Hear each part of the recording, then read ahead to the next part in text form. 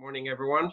Let me just pull up and before I dive into the detail, the short answer is all of the above, depending which city, district, or project you look into.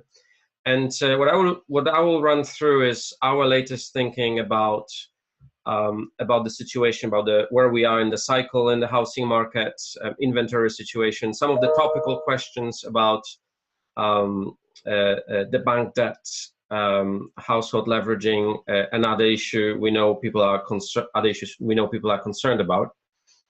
But just before we dive into those details, I wanted to, if you are looking at China in general, this is nothing to do with property market, but there's this very interesting piece of work done by the groups of US and Chinese think tanks, academics, and smart folks who figure out a number of alternative scenarios for China for the next 15 years that you can see now on screen, muddling through Asian power fragmentation, shutting the doors, global powerhouse, and it's a fascinating set of scenarios to think about for the next 15 years, with a major twist, and that's the only reason I show that this was done over 20 years ago. And when you think about that mindset from 20 years ago, you could apply the same scenarios would probably still hold today. And when we think about China residential, China housing market, one of the things or feelings I have by looking at it in depth on the data front is that the story keeps repeating itself and going on, and every time it feels different, but actually the patterns have been the same for several cycles, and that is one of the themes of one of our thesis about the market. So to immerse ourselves into the dynamics of the housing market, and also to clarify that when I say housing, I do mean the market for new home sales. So when a developer buys the land use rights, starts construction, pre-sales, sells everything, builds, completes, moves on to the next project. So for that part of the market, that will be my focus here. And to see the dynamics of what's been happening in this market over the past 6 years, have a look at this chart on screen. In a second, I'll show you how this chart changed on a monthly basis over the past 6 years in a dynamic, sort of fun way. But let me explain. This chart shows the year-on-year change in average house prices for each of the major 100 cities across China. So the bigger the bubble, and the green the bubble means large green is very strong positive growth, large red is very strong negative growth, and then things in between. Let me walk you through how this picture evolved over the past 6 years or so. So if we start back in mid-2011, everything was green. It was the post-stimulus boom, but after restrictions towards mid-2012, we had more of a downturn scenario. There was interest rates cuts, some new stimulus measures, but it took time to take effect, and only by beginning 2013, you started seeing the next cycle and the booming, everything bubbling up, very greenish, across the whole map. And that lasted until mid-early 2014, when post-tightening measures, again with a lag, everything started going down.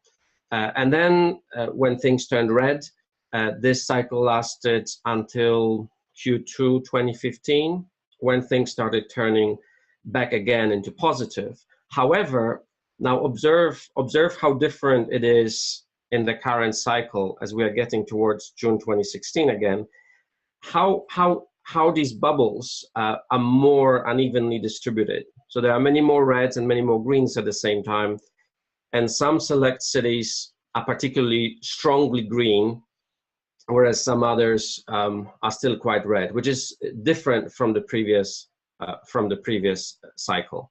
So it's a very interesting way to look at it, because it helps explain some of the key dynamics in the housing market. Let me just go back. The other way to look at it is same data presented on a heat map over time, where each little row is one city of those 100 cities. Each tiny little column is 1 month of data. And the greener the color, the higher average house price for that one given city, right? So it also shows you in a more static way how everything been cyclical, but the picture is much more colorful in the last cycle. Interestingly, tier 1 cities here at the top, they tended to be more greenish, although not all of them. Some of them were turning yellow recently, so turning more negative. But at the same time, it's not just tier 1 cities. Some of the best performers actually have been lower tier cities that you could describe as spillover cities nearby other major cities, like Kunshan near Shanghai, Zhongshan or Huizhou near Shenzhen and Guangzhou, Baoding near or Langfang near Beijing. So actually some of the best opportunities for local developers, if they could access them, were in those spillover cities that were benefiting from tier 1 cities. And then the question, one of the bigger questions is what are the key drivers of this housing market and those cycles? So first and foremost, you could really correlate the dynamics to tightening and easing of the monetary policy with a very clear around 6 month lag or lead, depends how you look at it. One of the best indicators at the macro level is M2 money supply growth. And you could see that very clear pattern happening since even 2006, tightening, easing, and the house prices behave accordingly with a lag. However, there is also the housing policy dynamics, which tend to happen around the same time as monetary policy, and typically this is the imposition or removal of home purchase restrictions of various sorts, plus either some local stimulus measures to support property, or to in fact restrict activity. It could range from taxes to outright price limits, and those factors have been really the fundamental drivers of those cycles. But the other theme around the divergence of performance is something new. Because you could say markets have always been divergent, right? It's always been true. But as you've seen on those visuals, it's much more pronounced now. And I would argue it is a function of the economy becoming more differentiated, even all the way down to specific companies and the extent of the success of the local corporate environment that creates employment in a particular district or area, and how it drives the housing market. That's becoming more pronounced. So you would have the areas of very bad situation, like in some parts of the Northeast, and you would have the boom towns around Shenzhen and the high tech space. So they'll be highly differentiated because of the underlying sectors. What is also quite new in the current cycle and in the most recent couple of months is how differentiated the housing policy is becoming at a city level. So previously you could argue that these things moved in sync. There was either tightening or easing, monetary and housing. And now what you see is that some cities are tightening the policy. For example, Shenzhen, Shanghai, but also lower tier cities like tier 2 cities, not only like Nanjing or Hefei, where you've seen quite significant surge in prices and land prices. They are tightening the policy, but at the same time, almost through announcements on the same weekend, the cities like Ningbo or Shenyang or Zhuhai, they've actually been easing the policy. And in addition to that, over the past months, what we've seen is more announcements about specific implementation measures of the so-called supply-side reforms across the country. So the general guidance is about reduction of capacity in oversupplied industries, probably more geared towards mining in those sectors. But in property, in practice, this means that at the same time, the local governments try to encourage more buyers from the rural areas to buy in cities. That's one major theme that we see consistently across. But at the same time, they are restricting land supply in many cities where they consider locally that there is oversupply. And in many cases, they also are more liberal about repurposing the land use rights. So if it was supposed to be a resi project and the land stays empty, they may repurpose it for something else. And this is how they deal with those oversupply situations. We also have seen, like on the ground, some real cases where even the local government would purchase a portion of a commercial residential project instead of constructing a new one, instead of creating new supply. So this is what we see either through data or through talking to people and our experience on specific projects. The question then obviously is, so what does it mean in terms of outlook for that cycle in the market? And here, let me show you just briefly a little bit of history. The green line that you see on this picture is a measure of house prices across 100 cities. And it shows a year-on-year change up until January 2014, when we started looking at the forecast around this market. And just for a quick reference, we then said this was what would happen in 2014, and this is what actually happened. So it seems that we got it quite right, unusually in that year. Then in 2015, we expected that rebound, and in reality, even stronger rebound happened, but following the similar pattern. Now, so I show it always for a couple of reasons. One is we may never be able to repeat this again, so that gives us some bragging rights. But also it means there may be something to the methods and calculations we actually use to derive that. And when we apply the same logic and reasoning going forward, let me show you our forecast for the next couple of months. We believe we're actually right at the cusp of a turning point again in this cycle. And we see a number of indicators that would suggest that the change is quite immediate. Now, remember, we're talking first on this green line in terms of year-on-year house price change. So we would expect that naturally first to just slow down and not necessarily turn negative on that measure. Our main scenario is that right about this or next month, we'll see the reversal of trend and then gradually coming down towards the end of the year. But we also assign some probability to sort of a repeat of the 2013 pattern, the scenario we call S2 on this picture. And what are the main drivers behind that, or what's the reasoning behind this? Number of factors, but the main component is the dynamics of the sales volume growth, which now show quite a significant adjustment, although still it's not the downturn, it's a slowdown.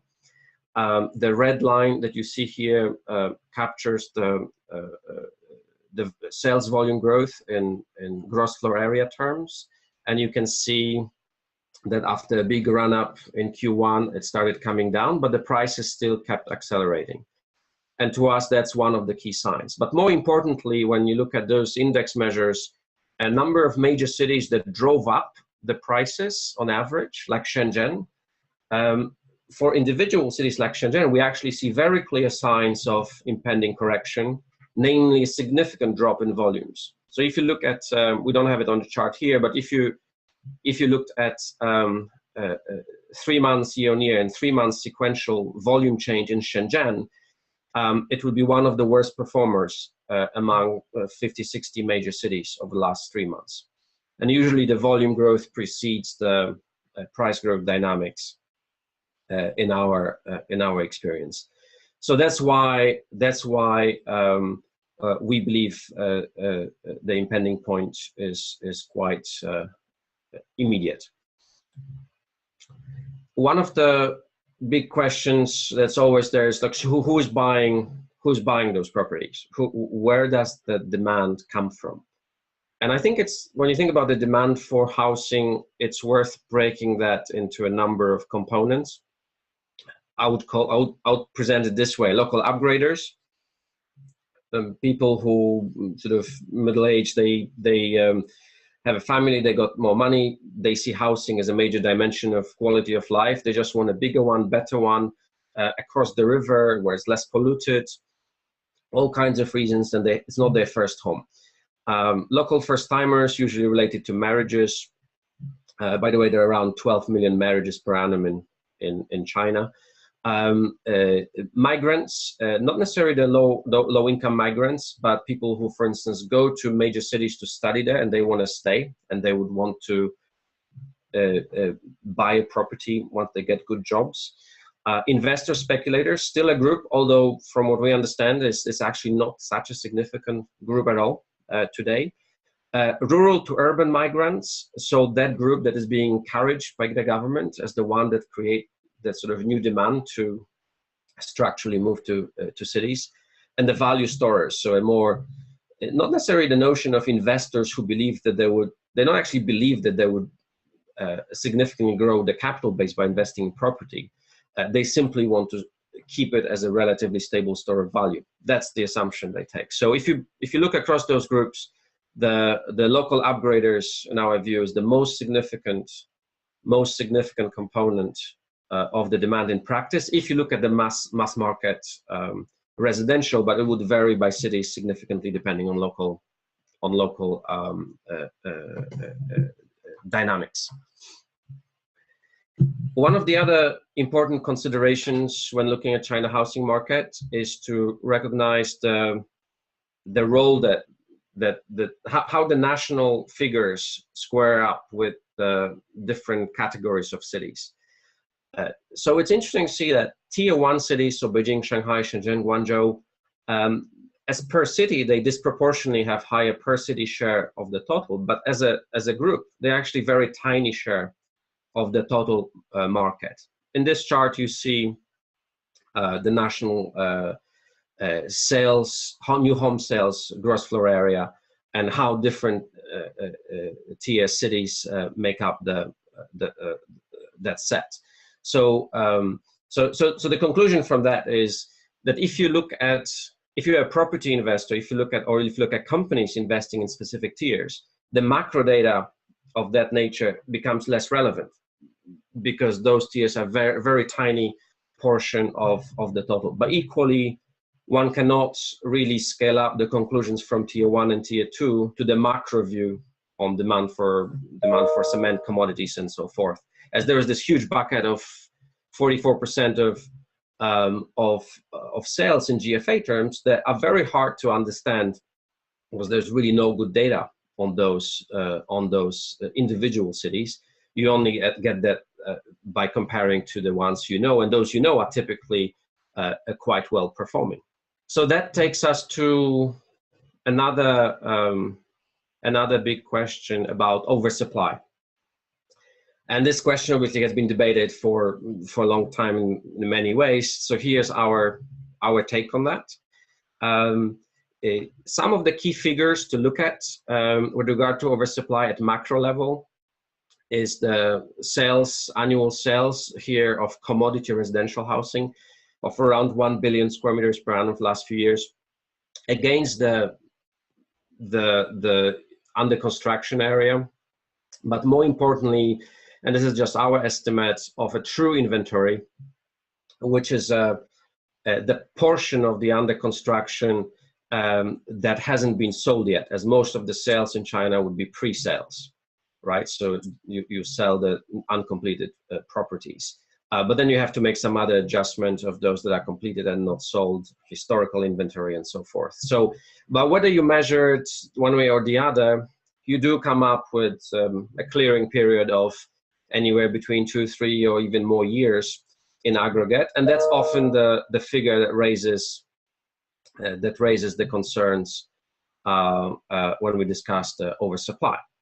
However, here's an interesting macro dynamics around that. First, already on this earlier picture, you saw that the under construction area, for the first time in 2015, actually saw a year-on-year decline. And on a year-to-date basis, 2016, we see much further decline in that figure. Then sales volumes in 2016 on January-June year-to-date basis actually have been at the record high by any standard in history. While at the same time, new starts that did pick up, they haven't picked up so strongly. And the land sales that represent the indication of the future supply remain really, really low. Now, land sales is partly a function of the policy, of the land prices, various factors. But the fact remains that that indication of future supply is low. Now, the question that often then comes up is, but that figure, if I go back to that figure of under construction, it doesn't capture the potential future supply that is not yet under construction, but is sitting there in the land banks. But then you could make equally the case that there is a portion of the under construction area that we call sort of the dead supply or irrelevant supply that would never really fully materialize or would fail. So it's hard to judge exactly, but I would say at the macro level, the static picture looks more of a concern, but the dynamic picture of what's been happening over the last 2 years actually says there's not such a big problem at all in that domain. And if you look at the major 13 cities, with a caveat I mentioned earlier about what portion of the total they make, actually the pace of inventory clearing in those 13 major cities is the best ever.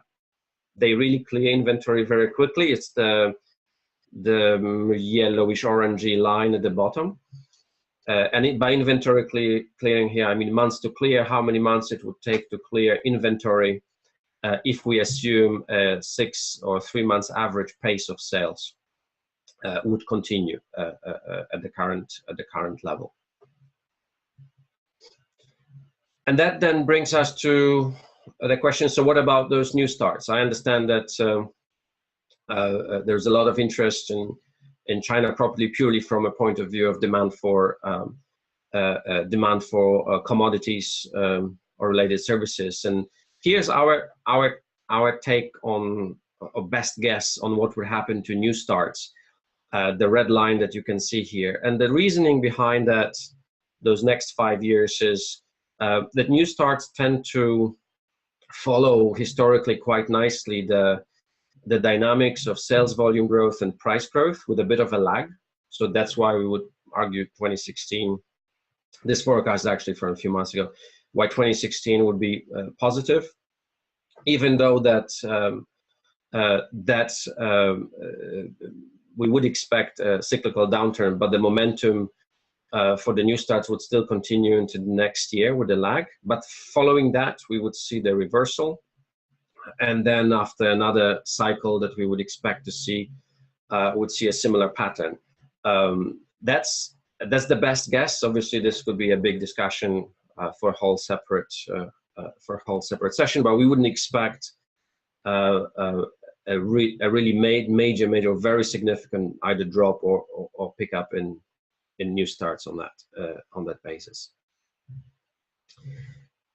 The other big question that then emerges is that of a debt. So on Malcolm's China debate, you had fantastic talk the other time about the debt situation in China. So I wouldn't sort of repeat any of the points, but there is a very interesting twist, or 2 or 3 twists I would try to demonstrate here. First, there is this notion of corporate.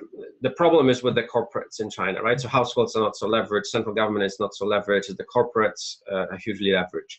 And IMF did a study not long ago, so this is our repackaging of that in a slightly different view, where they look at listed companies. But many people don't go that deep to look at the breakdown by sector. And I think what is interesting here is that it shows that when you look on the left-hand side, that real estate does have very low as a sector interest coverage ratio indeed. However, if you look at the dynamics of that over time, it actually got less worse than the other sectors. So everybody worsened, but real estate actually didn't worsen that much as the other sectors like mining, for example, who are highly leveraged, and situation worsened over the last 5 years. So when we talk about the divergence of property markets, it's also worth keeping in mind the divergence of sectors when you bring up any of those macro debt issues. And then what it doesn't, on the other hand, take into account is that obviously a lot of the financing dynamics may not be captured through interest expense and maybe other structures of balance sheet structures that may cause issues. So there are lots of other twists to that, but nevertheless worth thinking about. The question of where the lending, the money goes from banks is another interesting one. We look at this data, not sure if you're all familiar with this, that the developers in China have to report their sources of funds. And it's kind of a funny calculation. So this data shows how much of the sources of funds for developers for January-June period this year comes from mortgage loans. It's essentially like the measure of how much of the revenue they get from selling those units is funded by mortgages. And it shows quite strong growth, very strong growth, about 50%, much stronger growth than the sales volume growth. It's more like 20-30%. So that indicates, there's one indicator that is the households that are getting more leveraged, that they are taking more mortgage debt relative to adjusted for the general growth in volume. And that would make sense because you would think about it that they actually starting with a relatively low level of leverage and debt in the first place. However, when you look at the other category of sources of funds from domestic loans, they've barely increased for the same period for the same developers. Now, this can also relate to the fact that banks are less willing to lend. The significance of other sources of funding is more relevant. But in terms of pure bank lending, certainly it hasn't gone up in line with what you would see in terms of activity in mortgage lending. So that's another interesting consideration. And the most fundamentally, in terms of the dynamics of competition among developers, one of the things we see, and this is also from first-hand experience on the project, is I would say it's all about the product. So historically, the competition was very much about the right piece of land, and just if you had the right piece of land, it would just sell anyway. It didn't matter what you did with that. But in the market that is now much more mature, is quite richly supplied overall, with much stronger competition and still so many developers, it really matters whether the developer comes up with the right product or product mix.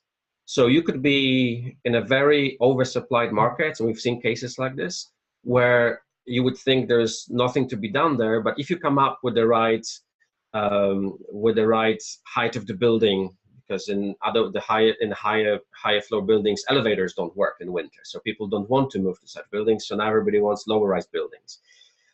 Or if, given the financial constraints, the families want a 3-bedroom apartment, but it needs to be limited to smaller square foot or square meter size than normal, because only then they can afford the absolute amount.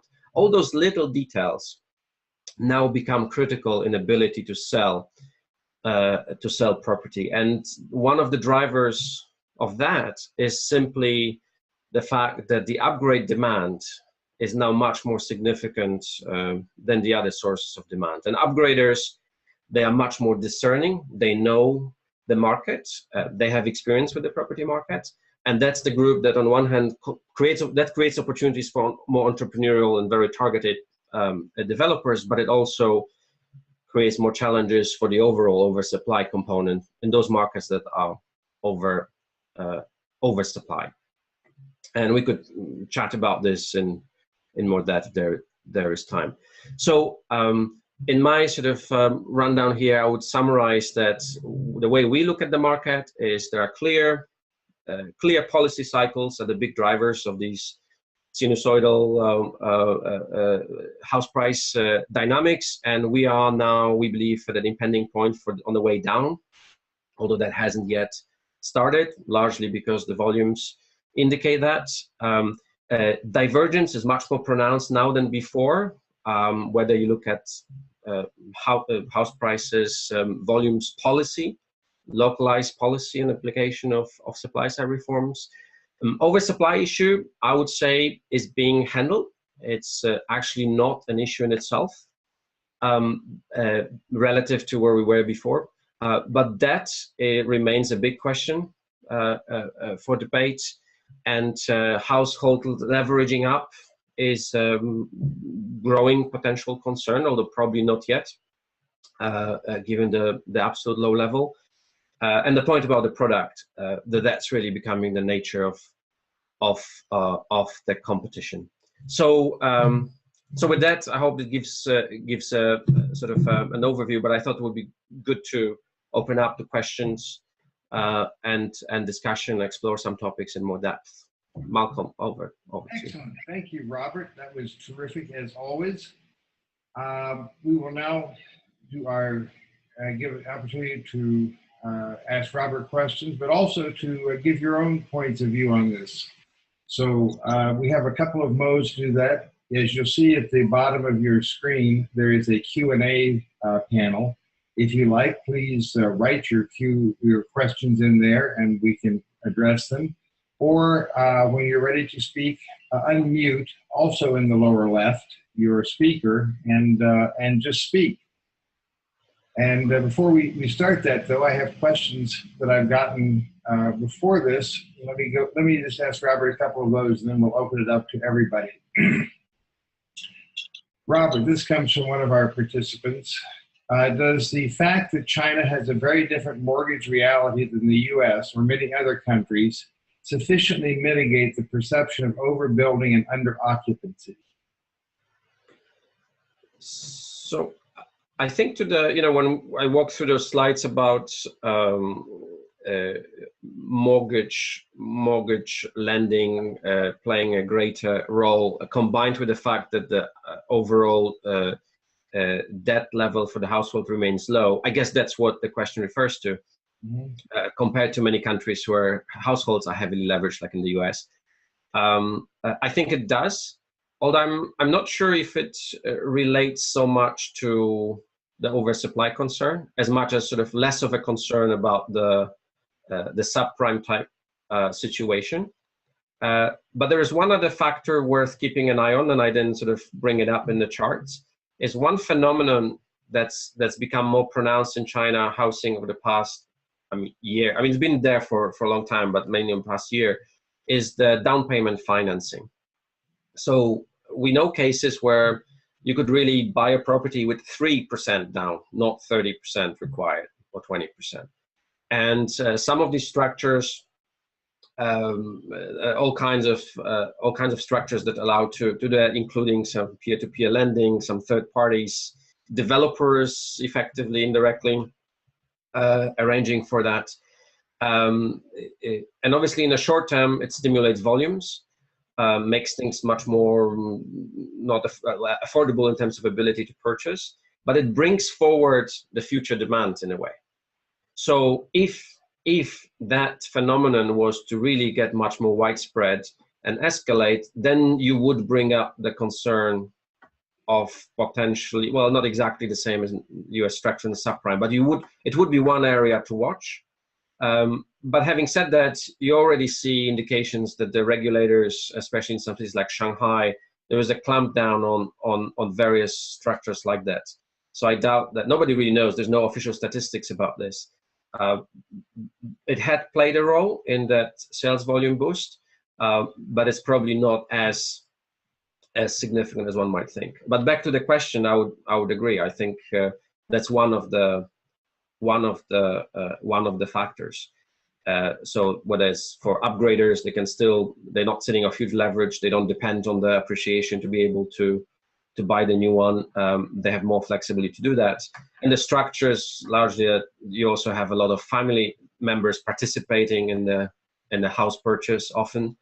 So that's also not exactly counted, right? So if the grandfather chip in quite a bit of money for the parents to then help the kid buy a house, because then he can marry the girl, that's harder to account for. But I would think in principle, yes, that's one of the factors.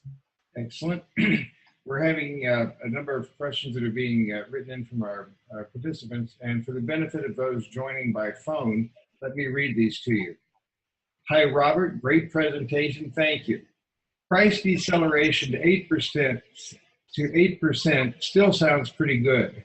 Anyway, more importantly, I haven't seen any good charts on real estate valuations, such as price to income and price to rent ratios. Do you have any sense of how high these are?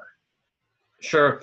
So first, when you look at these sort of, whether it's 8, 10, whatever percent, these are aggregate averages for, say, 100 cities, right? Sometimes you look at it for 70 cities. It depends which index you take. Obviously, the individual cities range from plus 60 or now 50 for Shenzhen to minus 20, 25, right? So the spread is, at the individual city level, the spread is wider, and that's to the point of divergence. Second, in terms of price to income ratio, it's generally been improving over the years. And for cities, the problem with price to income ratios is that you have statistics with which you can calculate the numbers, but then those numbers really are not so meaningful. Let me illustrate. So in tier 1 cities, if you take official statistics about income, you would end up with price to income ratios above 20, like some very high numbers, right? But obviously, it's quite skewed towards average incomes. If you really do a practical check, you would see that there's a big distortion to the data compared to, in reality, what money people have and what they can buy. So that's for, but clearly in tier 1 and some major tier 1 cities, by those measures, you would see what theoretically would look like highly unaffordable.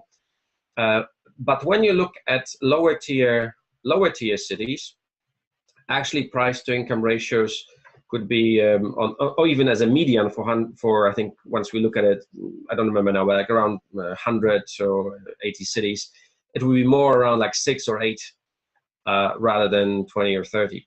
So it is a pronounced problem in major tier 1, but on average or for median city, it's actually not at all the case. And in fact, when we look some on the ground work in some tier 5 cities, and you do talk to taxi drivers, how much they earn and what, how much they pay to buy a home, and some teachers, and well, these days you talk to the Chinese Uber, Didi Kuaidi drivers. You actually, in lower tier cities, there's a problem for oversupply, but prices often reflect that. So in terms of affordability, that's not an issue. So that's how we think about it. Thank you. And let me give you another. The real estate developers are some of the most over-leveraged companies in the world. Their ability to continue is highly dependent on the shadow banking structures, which are being restricted and scrutinized. Have you heard anything about financial conditions tightening? So our understanding is that you also have this different categories. So there are state-owned or state-related developers. Actually, they are most leveraged, and often they get actually very cheap financing. So that's a very special, unique China sort of specific case. And for them, you would have concern about that kind of a distress. What's more likely, and this is what's actually happening, that the government is reforming SOEs, often merging or disposing assets from non-real estate SOE to give property assets to the specialist property SOE. So you see those dynamics at that level.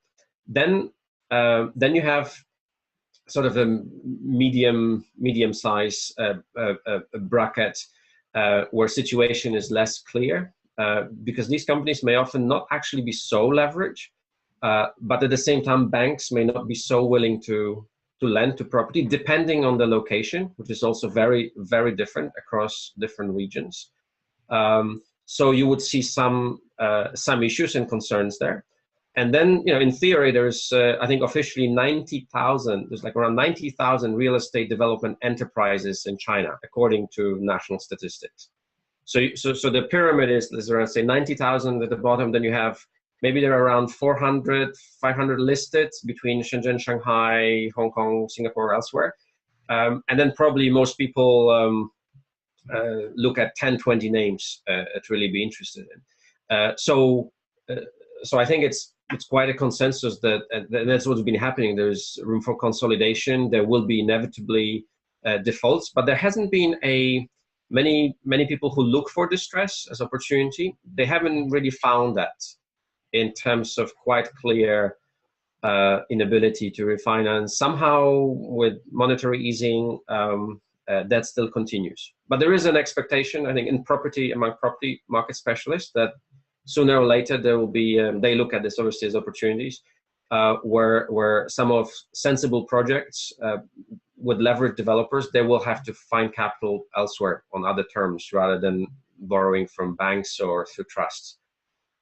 So there is an expectation of defaults and stress there. Thank you. And let me give you another. I may have missed it, but how do we get to scenario 2, continued price growth of around 14% through December 16th? So this is just a scenario. We would bet on scenario 1, but scenario 2 was more of a repeat of a pattern of 2013. And the way to get there is if you saw much less or constraint in tightening. So government introduced the tightening measures already in Shenzhen, Shanghai, a few other cities. But it's still selective. It's still a few. In the previous cycles, you saw much broader tightening measures, also combined with some monetary moves. But on the current market conditions, it's probably doubtful that you would see interest rates rise. So that scenario would assume that actually the reaction of the market to those tightening measures will be rather muted, and the momentum will continue. And some cities, and the other way to get to that scenario is that as much as it was driven by places like Shenzhen or Shanghai, as these, let's say, come down, there are other major cities that may be waiting for their turn in this rotation between cities to show strong growth. So that could be theoretically how we get there. We would bet on scenario 1, but that's the logic behind the other one. Thank you. And now, if anybody out there would like to ask a question directly, make a comment, or begin a discussion, please hit your unmute button at the bottom left-hand corner and just join in.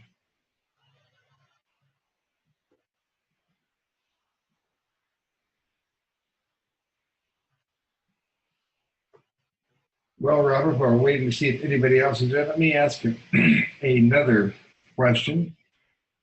What proportion of transactions are private versus SOE/local government?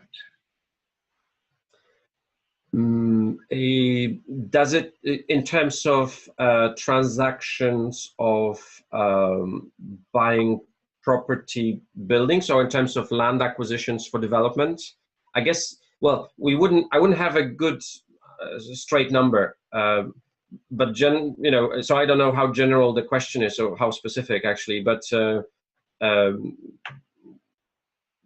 I would imagine that there's also a difference between different regions, right? So if you go to provinces like Zhejiang province, like highly entrepreneurial cities, you would see much less of a state or state-related businesses driving it, whereas elsewhere in some other places, it would be mainly the local government vehicles acting. So I also think it would be quite divergent across. Wouldn't have a top of my head the figure. If I had to make a guess, general economics at the general macro level, I think the role of the SOEs came down from very high digits many years ago to now maybe 20-25%. I think in property could be a bit more, so wild guess 30%. But I will look it up if we have some data. If you want to drop me an email follow up, I can check if we can find anything, but I wouldn't know up front. Thank you. And anybody else with a question directly to ask Robert or a comment? Mitchell, I see you there. Do you have a question? Sure. How would it be a good time to short property stocks? Good question. Well, we're not regulated, so we can't comment on securities, unfortunately. But I think some of the considerations when you look at companies is the ownership structure, whether they are linked to the SOEs or have state ownership, a significant portion. That would clearly distort the behavior compared to pure market-driven dynamics. That I think is a tricky. That's a factor that makes it tricky to truly be quantitative about it. Thank you. Anyone else? Anyone else? I think you've touched on this, Robert. But let's see if you have any more to say. How do you view the recent pickup in China's loan data? Is that being directed into the real estate market? And if so, is that something you see as sustainable? So I think that at the macro level, there is a very clear increase, right? And well, generally there's more credit going into the market. But in the property, if you look again at those pictures and charts we had here, there's a very clear sense that there is there in mortgage loans to individuals. It's much less clear that there's minimal growth in terms of domestic loans to developers. If we talk about purely bank lending, that's what we see in the data here. Thank you. Any questions or comments from the audience? Yeah, Malcolm and Robert, I do have another question. What is the spillover effect of the Chinese real estate market to U.S. investors, Chinese investors investing in real estate in the U.S.? So for the so-called outbound, I would argue actually there is not much of a correlation with the local dynamics. The motivation for the outbound investments are partly about well, there's a government push and liberalization of how insurance companies, for example, find it easier to invest overseas in property or physical assets. It's actually part of the broader paradigm of buying assets overseas, not just in property. Property is just one of the components.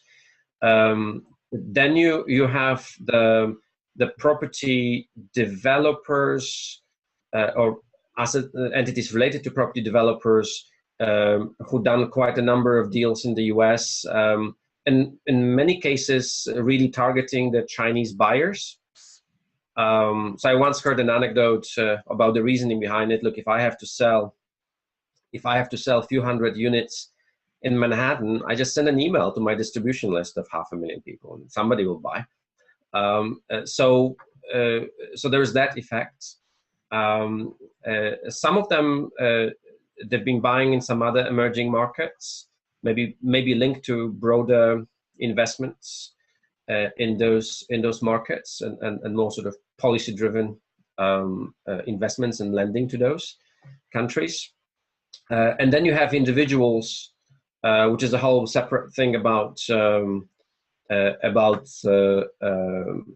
trying to look for opportunities to put capital in a safe place in perception-wise.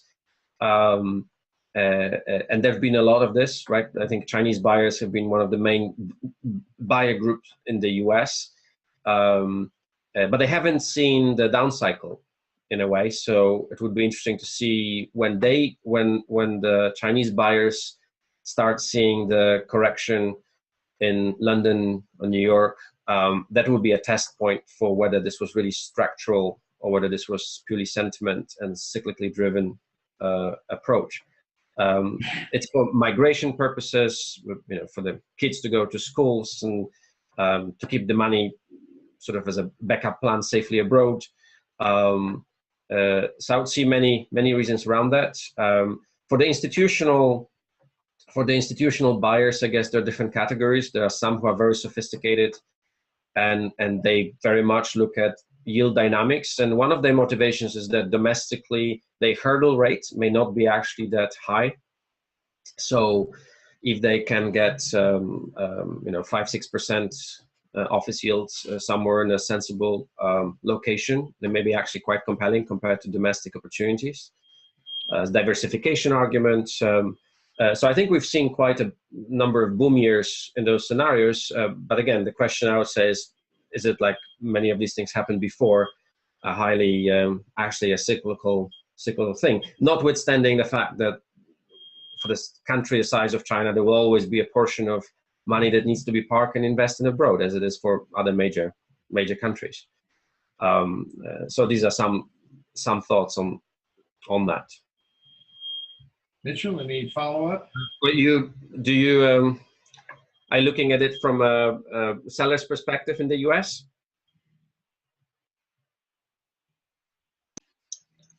More for curiosity, because we recently did sell a property to a Chinese buyer, but it's a very micro specific circumstance. I was just curious about the general trend.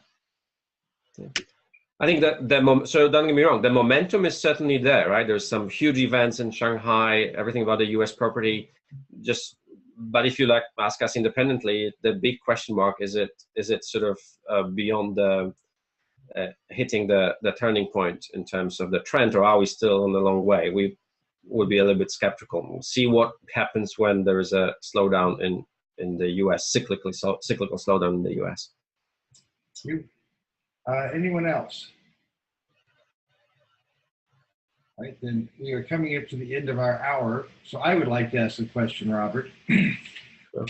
Our topic is boom, bust, or bubble, and could you, as a way of summarizing, tell us where you think we are? Well, I sort of indicated in the beginning, I think it's all of the above. It's the amazing thing about China. It's just that we keep, again, maybe obvious to you guys on the phone, but overall it's still the pure order of magnitude, the sheer size and scale, the 150 or more cities with 1 million people. It's just so complex, vast, diverse, that anything is just like, what about China? It's like, which one? And you would see all of those. And I think if there is any broad takeaway, that is probably one of the most valuable ones, and I certainly appreciate it. Robert, thank you so much. That was terrific, as always. I certainly appreciate this, and on behalf of our audience, I thank you. If any of you have any questions for Robert, please contact him. I think his contact information is available on his slides, which we'll be sending to you along with this presentation. There it is. Robert at realestateforesight.com.